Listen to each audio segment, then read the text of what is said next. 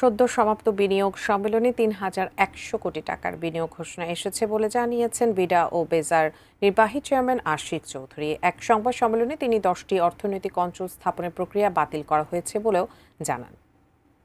Make a business with a purpose. Along with the business that we do, Bangladesh is the place. সম্প্রতি বাংলাদেশে অনুষ্ঠিত হয়ে গেল 4 দিনের বিনিয়োগ সম্মেলন, যেখানে 415 জন বিদেশি বিনিয়োগকারীর পাশাপাশি অংশ নেন 395 জন বাংলাদেশীয়। এছাড়া বিভিন্ন পর্বে যোগ দিয়েছিলেন 3,500-এর বেশি মানুষ এবং 130 জন প্যানেলিস্ট ও স্পিকার।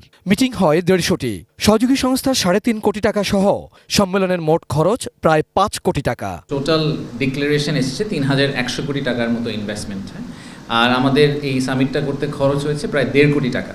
রোববার ফরেন সার্ভিস একাডেমিতে এক সংবাদ সম্মেলনে বিনিয়োগ উন্নয়ন কর্তৃপক্ষের নির্বাহী চেয়ারম্যান আশিক চৌধুরী জানান, বিনিয়োগ সম্মেলনে 2টি চুক্তির পাশাপাশি কয়েকটি সমঝোতা স্মারক স্বাক্ষর হয়। এই সামিটের আগে অনেক কাজ করে এই 3,000 কোটি টাকাতে 100 কোটি টাকাতে আনা হয়েছে।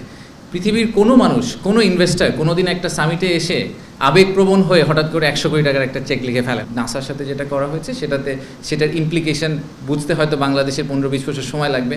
এটা নিয়ে আমি দেখলাম সোশ্যাল মিডিয়ায় অনেকে অনেক চিন্তিত যে কেন একটা 20 বছরের বয়সের এমওইউ এখন করা হলো, এটা নিয়ে অস্থিরতা করার কি আছে। বিনিয়োগকারীদের উদ্বেগের বিষয়গুলো কি ছিল বিডার নির্বাহী চেয়ারম্যানের কাছে এমন প্রশ্ন।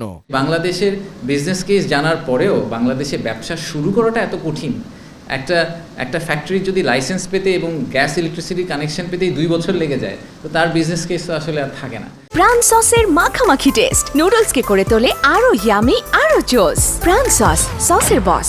এই বাস্তবতায় বিনিয়োগকারীদের জন্য ওয়ান স্টপ সেবা দেওয়ার ক্ষেত্রে প্রধান উপদেষ্টা অধ্যাপক ডক্টর ইউনূসের নির্দেশনা তুলে ধরেন তিনি। প্রধান উপদেষ্টা একটা নির্দেশনা দিয়েছেন যে কোনো সার্ভিস যেটা ম্যানুয়াল বা তার পাশাপাশি ডিজিটাল সার্ভিসও সফটওয়্যার সার্ভিস আছে, সেখানে ম্যানুয়াল সার্ভিসটা আগামী 1 মাসের মধ্যে বন্ধ করে দিতে হবে।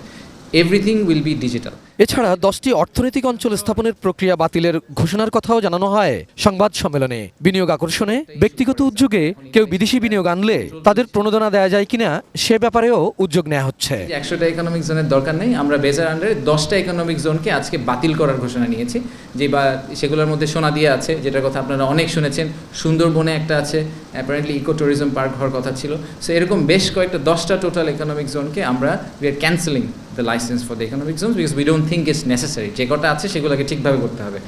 আর আবুল কালাম আজাদ, এটিএন নিউজ, ঢাকা।